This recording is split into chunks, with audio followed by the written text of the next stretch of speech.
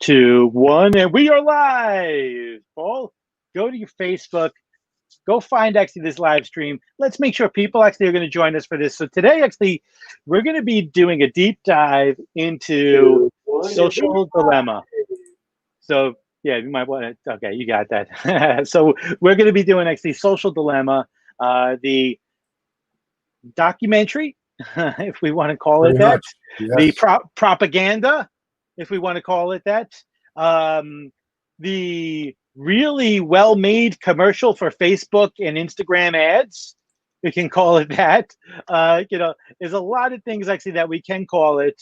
I don't know actually if calling it a documentary is really appropriate, but we'll go into that in a little bit. For sure. Now, this should be a pretty fun discussion, and it's definitely something that needs to be just at least, talked about while it's relevant. Andrew, so you went ahead, you watched it. I rewatched it for the second time last night. And while I think it's a bit sensationalized, obviously to make it interesting, there were some good key points that I pulled from it. And, I also listened, just to let you know, I listened to Joe Rogan 2 times. I listened to his podcast on this exact topic. Interestingly enough, Joe just posted this it's been about 3 days now. And I was thinking about you and I had talked about this over a week ago that we were going to have this discussion. He must have heard. He wanted to beat us to it. That son of a gun. He's just going to be. Here's what was interesting. He actually came away with a lot of what I personally was thinking about too, but he was making more light of it a little bit. But there's some things that I want to start with. So anyway, so everybody understands, we got to keep this kind of fun, kind of lighthearted, but it is a fairly intense subject. So what we're really talking about right now, and this is how I understand it, is we're talking about the age of surveillance capitalism. This is a term that was used throughout the, we'll call it the documentary. And one of the things I want to start with, which I think will be kind of fun, there were 3 things that came to mind when I watched Social Dilemma. Now, okay. A lot of this plays into the fact that, my age, I've watched a lot of television through the wonder years, as I always like to say. But some of the things that came to mind, and I just want to pull this from my notes here. The first one that popped into my mind was Big Brother. Now, okay. I don't know if you're familiar with George Orwell's, but he wrote, Orwell's. Sure. Yeah, sorry about that. He wrote the dystopian novel in 1949 called 1984. Yeah. And it's basically speaking to a totalitarian state, Oceania, I believe it's called.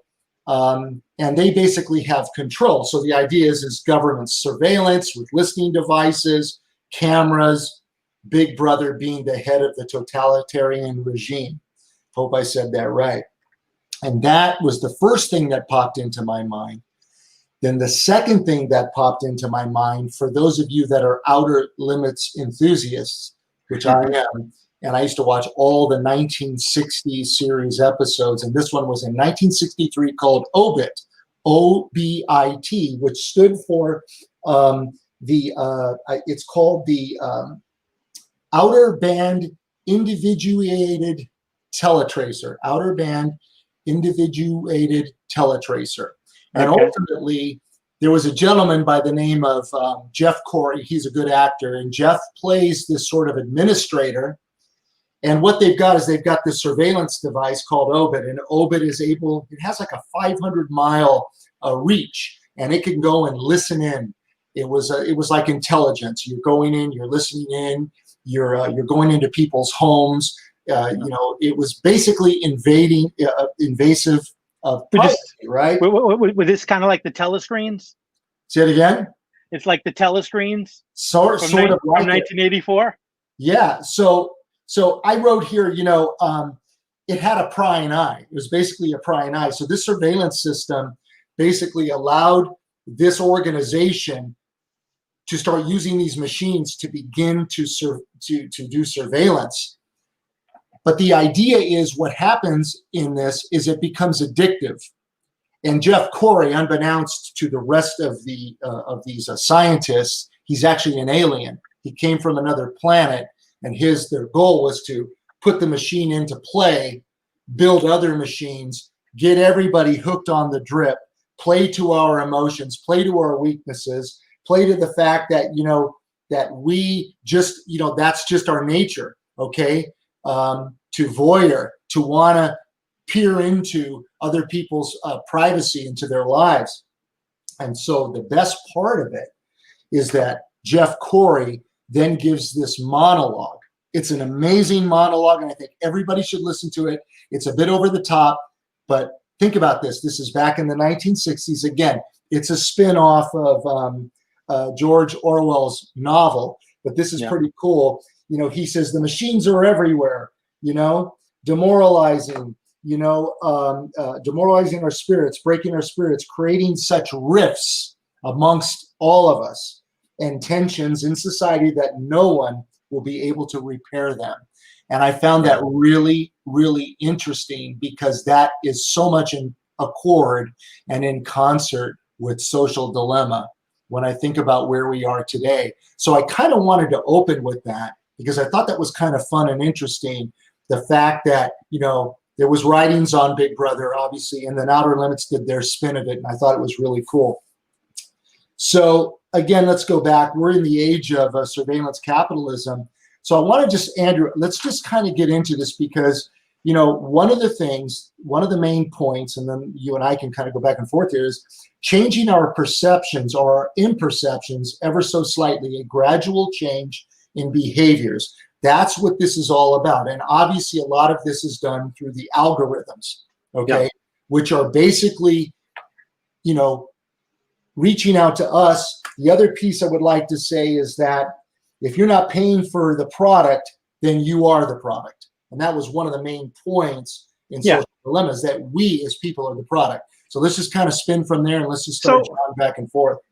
So I don't know that I actually feel that the movie, had, that the purpose really was to educate people about actually the social dilemma. And I felt it more had a, a political agenda that is trying to incite a civil war. If you look at the main character, Ben, Ben, and which, if you look, Ben looks a lot like Nick Sandman. Nick Sandman is, so if anyone doesn't know Nick Sandman, he was actually that kid actually that was wearing the Make America Great hat again, in DC, and he got yelled by, I'm totally forgetting the name of the guy, but he was a well-known, leader in the Native American community. And listen, I don't know if that was done intentionally or not, but I feel like there's a likeness that has the same skin tone.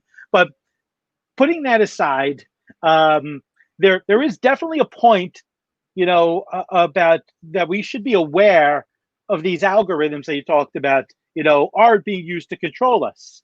And we've now all become addicted to a drug that we didn't even know actually was a drug. Like, we're all microdosing dopamine.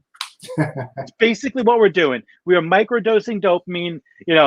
I looked actually at my phone a few minutes before actually we got here. I got a little high, from that dopamine fix. You get a text message from someone. Those are actually little things, and the movie did a great job of covering that. But I just feel like I don't feel like the purpose of the movie was to warn us about these vehicles that these people actually are showing on there created, as much as actually that there is, I believe the creators had an ulterior motive here.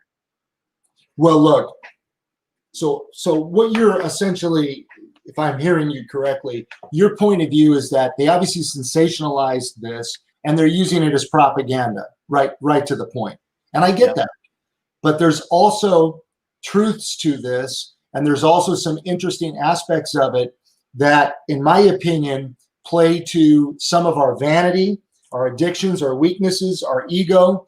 I mean, you know, you and I are no different doing this Facebook Live. People that are watching and going, well, isn't it kind of hypocritical to the idea that you might, view this as being somewhat negative? I got the whole point about the Civil War piece. The guy in the end, and I know who you mean, the guy who worked for both Facebook and he worked for, I think it was Pinterest that he was part of, or Instagram, one of the two. Yeah, I think that could happen. In theory, it could.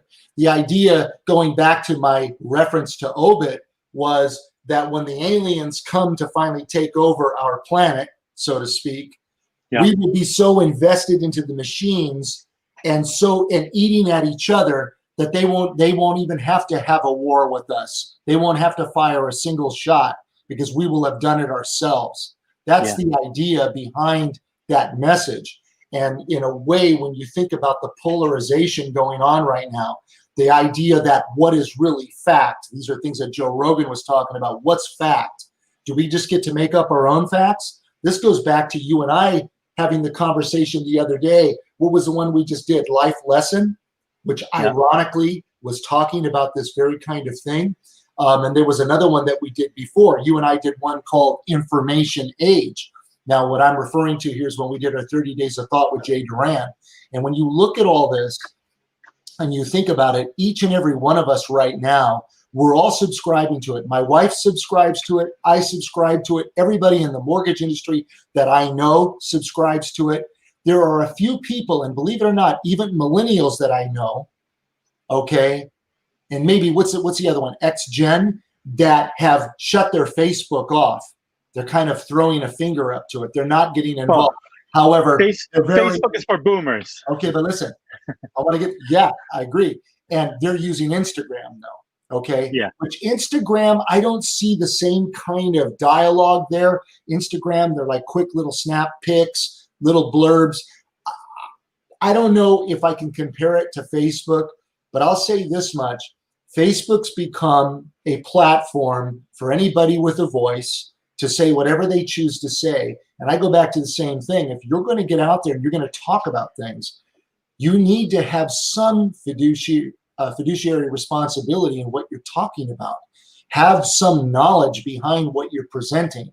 Don't just ignite a conversation just to start it because you need that dopamine hit, because you need everybody chiming in and liking and loving and giving you what you need because you got your conversation started.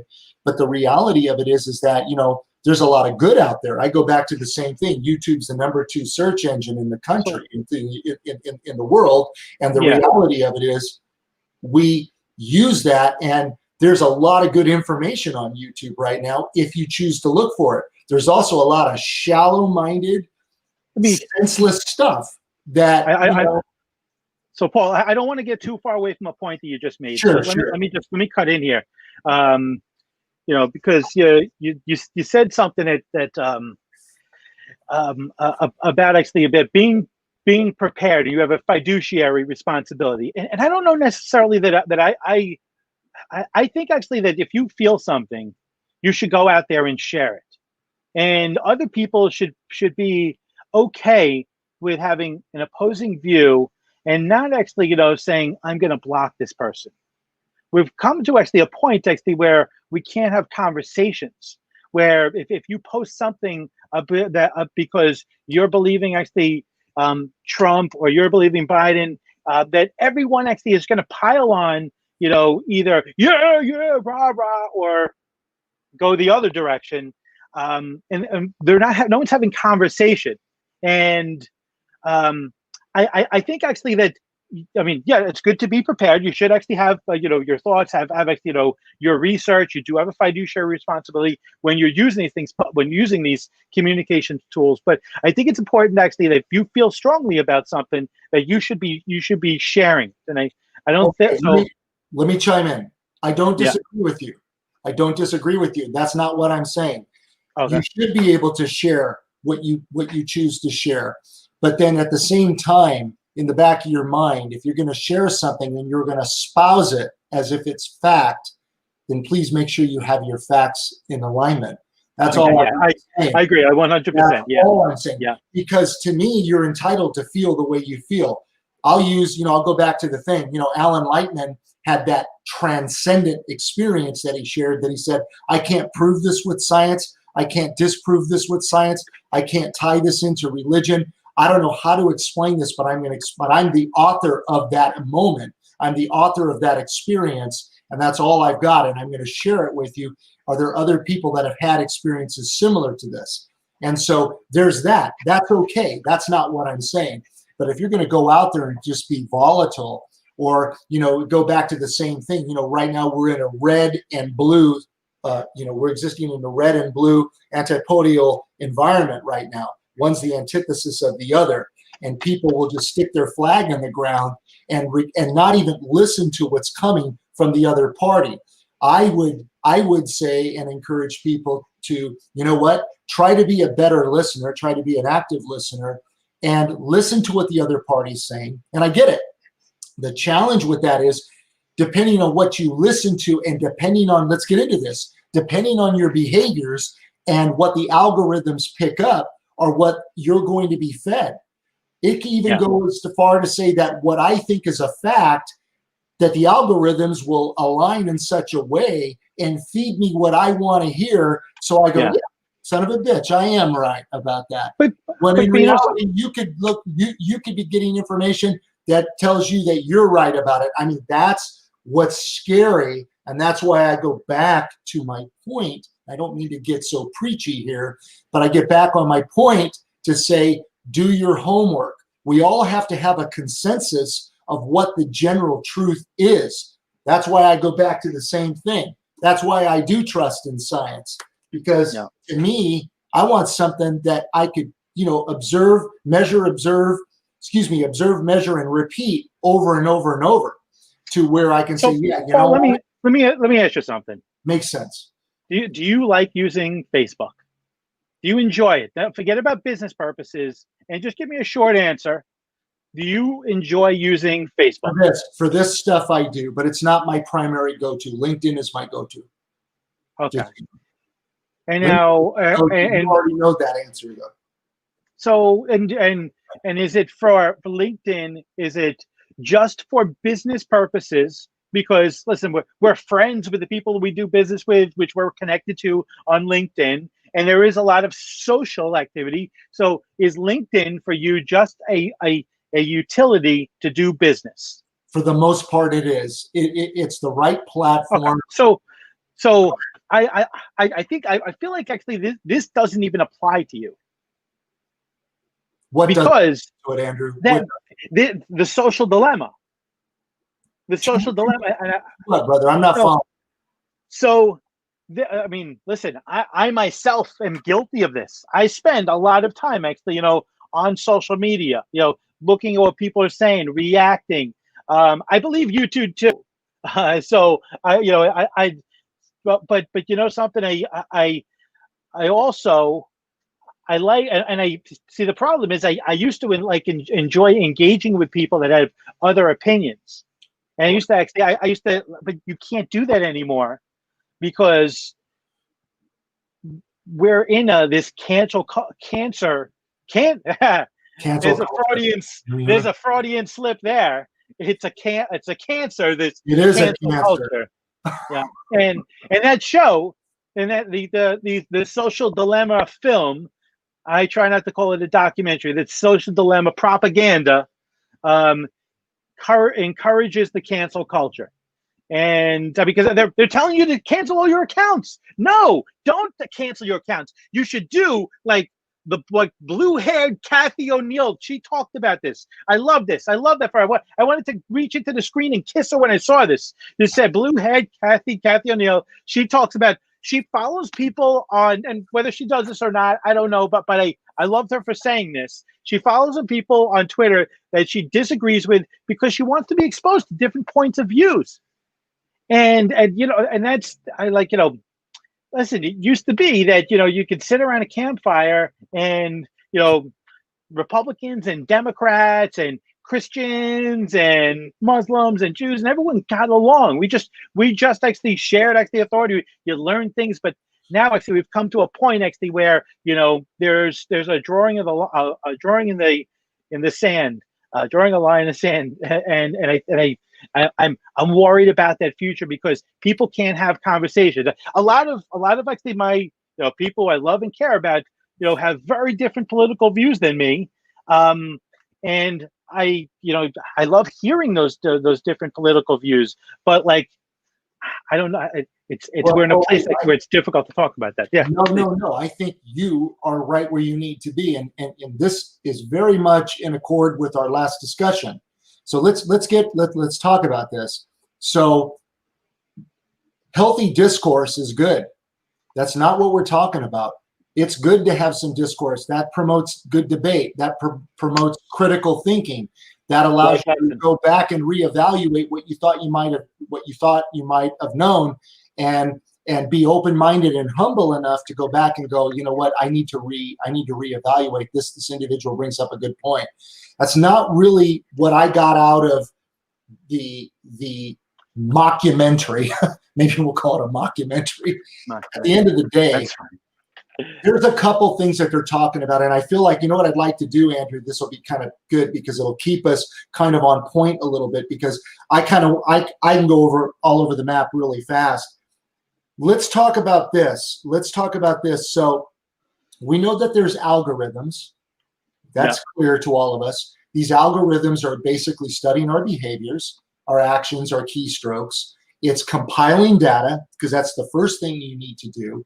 And then it's helping to create predictions as a result of aggregation of that data.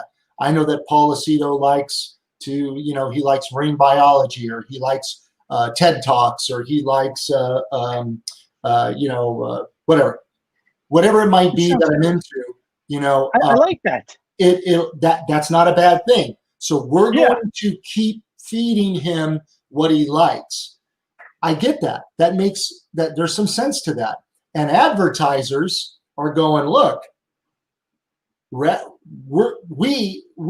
are not really buying anything, so therefore we are becoming the product. So the advertisers are making sure they're in front of us where we are swimming, where we're getting a drink of our water from, the well that we drink out of. That's where they want to be in front of us, and then they're springing all their little pop-up ads and stuff like that, which I'll be honest with you, most of the time, I skip and ignore. I don't like that crap. When I go onto the web, I look for what I want to look for. So anyway, the bottom line is we're the product, but in order for us to be a product, they've got to do some drill down on behaviors and activities over and gather some historical data over a course of time. Then that data is fed into the algorithms, and obviously now it starts to machine learn and it understands our behaviors. So that's one thing. The other thing was they were getting into, and essentially they're investing in human futures, right? Versus like investing in pork bellies or oil. The idea is oil futures, human futures. We've become the product, and we do it willfully. That's the other thing too. The idea of privacy is really, it doesn't exist anymore. We're all so willing to do this. A lot of people are. I'm okay with that. And I'm not saying it's not, and I don't want it to come off, Andrew, that it's a bad thing. But if you're going to be willing to do it, you got to know what comes with it.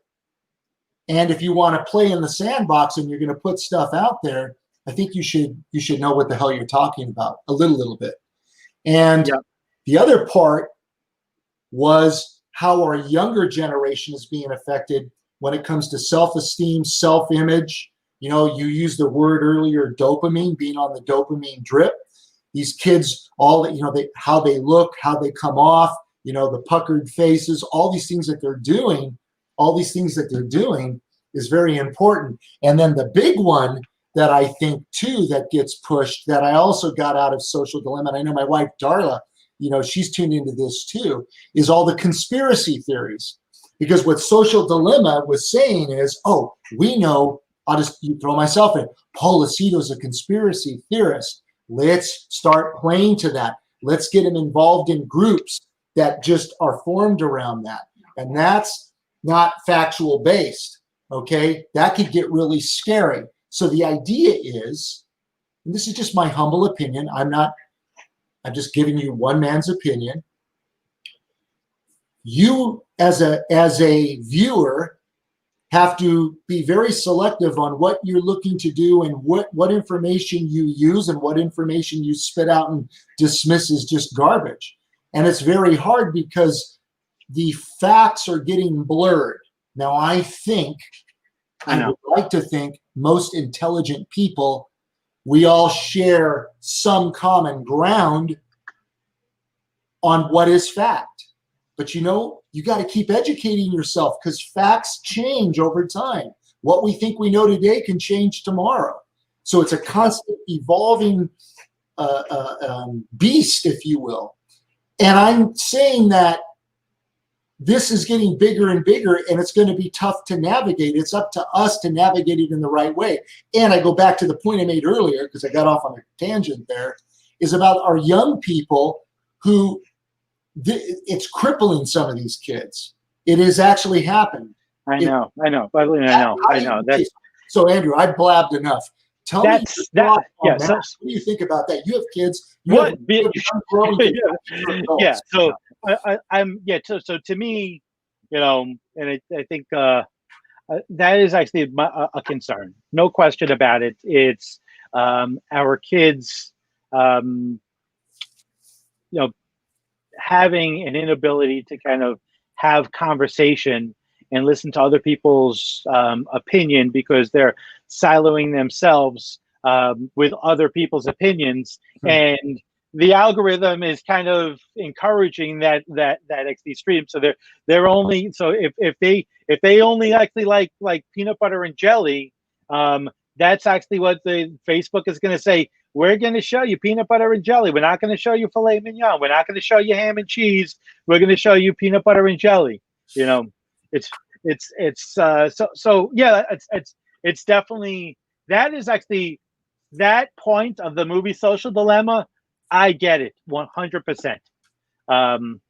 But I still love actually I love the fact actually that I've connected with people that I never would have connected with. I've reconnected with people I've never reconnected with. I've maintained relationships with people, just through DMs. And I just love that. I mean, to me, actually, that is a great thing, actually, to still have the ability to do that. I hate to say it, I like advertising that is targeted towards my needs. I don't want to see a Massengill, douche commercial. I just don't want to. There's no place on my stream whatsoever. Andrew just did that so he can get better ratings right now. That was a pretty funny tactic. Like if you agree with that. Okay, look, you bring up a good point. Now we're going to go down another aspect of what they were talking about. I think it was Don Henley. And I know people that are tuned into music will probably correct me. There was a song called Dirty Laundry, and I brought this up before in one of our other 30 Days of Thought episodes that we did, which Facebook has helped us get that word out. So we've used it, I believe, for a good purpose. But dirty laundry travels, I always say like 10 times faster than anything that's positive. That's what sucks, is people want the dirty, right? They're not interested in, oh, that's nice. Tell me nice things, positive things. That's what we should be talking about. But unfortunately, a lot of people just like to get into the smut of it, and that's too bad, because that's what creates that hostility. That's what creates these internet trolls. I mean, it doesn't matter what it is. You're always going to find people that are going to disagree with you. It's like Jiminy Cricket, said in Pinocchio, well, you can't please everybody. You just can't, okay? We're not going to accord with everybody. So I get that. But the idea is this technology is brilliant. This is unbelievable. We are living in an omnipresent, we're in a hyper-connected world right now, a hyper-connected world. And there's a lot of hyperbole that comes with that, unfortunately. It just is.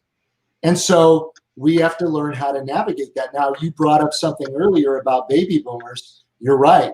There was a point where we thought Facebook was only going to be for kids, right? Look what happened. Stand aside. Here comes all the adults. They wanted to jump in too. I know people, I think she would be considered either a great aunt or no, she's actually, I think she's my second or third cousin. She is now 90 years old and she's still connected on Facebook. She learned it because she's really a sharp individual. She's still got her faculties and she's played in the sandbox a little bit. And so bravo to those people that have learned how to wield it. Go ahead, brother. No, just my daughter just came downstairs. Yeah. No, so I don't disagree with you on that. And I also want to point out that not everything needs to be conciliatory. I get that, okay? Because I think if it was, it would be kind of boring. I think at the end of the day, differences of opinion, again, getting comfortable with being uncomfortable promotes good growth. It helps us get to where we need to get to. I always say change is neither good nor bad. Change just is. And it forces you to move in a direction. It forces you to maybe flip the rock over and see what's underneath, look at it from a different perspective. So anyway, one of the things I would like to ask you about, what do you think about the part where they were talking about the photo tagging? In other words, by tagging people in photos is a good way to kind of prod them, to provoke them to engage. Of course, it's great. Listen, they figured out the perfect engagement system. They figured out the tools actually to create content where we could all be mini creators of content, and through creation of those mini pieces of content, we can share what we want to share about ourselves, and from there we can have dialogue about those things that we want to share. Correct. So I mean, it's a powerful thing. I mean, I can't take away from that. I also listen.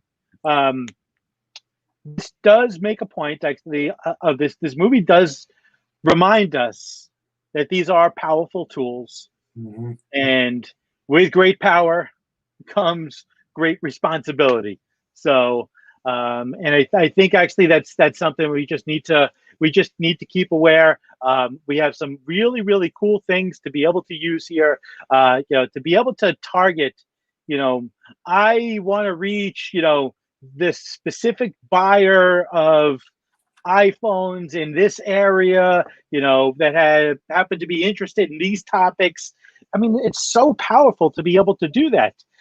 Most of advertising, you're putting a message out there, and this is something that actually you can get a very specific target audience, and it's a great thing. And I don't take away from that at all. And those tools, we just need to be how powerful they are. And I gotta wrap this up. There's a ruckus upstairs, so I gotta get back upstairs soon. Sure. But well, you want to give any if you have any kind of final closing. All I was going to say is, look, social media. Let's look at it from the positive. Social media has made our world a lot smaller. There are people that have been introduced into my life. I have long distance business relationships and relationships with people as a result of social media. There are authors and scientists and different people that I've been actually able to reach out to directly as a result of social media. So I want to be really, really clear. I think it's a really good thing if you wield it in the right way. What Social Dilemma was trying to do, it was promoting the negative aspects of it. It was almost kind of fear-mongering is what it was kind of doing. So I'm not saying I agree with it. I just found it to be very interesting. I think everybody should watch it just to get some sense of how things work. And this speaks to Facebook, LinkedIn, YouTube, Pinterest, Snapchat, and Instagram, all those platforms, and how they kind of interconnect and integrate with one another, and how all of them are living off algorithms that play to our behaviors, that play to our proclivities, is what I really wanted to say, because that's really what it boils down to. It's very interesting. It's what was really interesting to me is where they were spinning from. I go back to was George Orwell's novel 1984. It really made me think about that. You know, Big Brother is watching. I remember as a kid, Big Brother's watching. Who's Big Brother? I didn't even know what the hell they were talking about. It just sounded ominous, you know.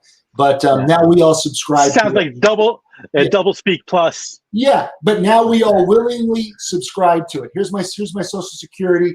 Here, let me sign up with Zelly. Let me sign up with Venmo. Let me do all these things, right? Putting our account information out there and everything, and we do it willingly. You don't think all that's going into some database? Come on. So anyway, it's we put a lot of trust into the system, I guess is what I'm really saying. So, all right, brother. Yeah. I've blabbed enough. Yeah. Listen, these are very, very powerful tools. There and we just need to be mindful of that. The other thing, actually, I mean, the propaganda film was produced really, really well. I mean, I got to say, like, even the score was fantastic. Like, I mean, it's got that, you know, there's points where they have that ominous music where you really feel it. So it was good. Paul, I'm glad actually, you know, you picked this topic for us to talk about for our first kind of like discussion of this. And I'm looking forward to doing more of these. Yeah, me too. And I think what I'll do is I may write something up. I also encourage anybody that might be listening, all two of our listeners, to follow at Lucido and Berman and follow us on 30 Days of Thought. We've got some pretty good dialogue between Andrew and I. The last one we did, I think, was really good life lesson. I think the next one we're going to do is labels, limit coming up. And a lot of what Jay Duran has written about in his book, 30 Days of Thought, kind of spills into a lot of what we're talking about here too. It's about a culture. It's about the fact that culture matters and how we not only navigate the culture, but how we actually are shaping our culture as we move forward as a society. It's really interesting stuff.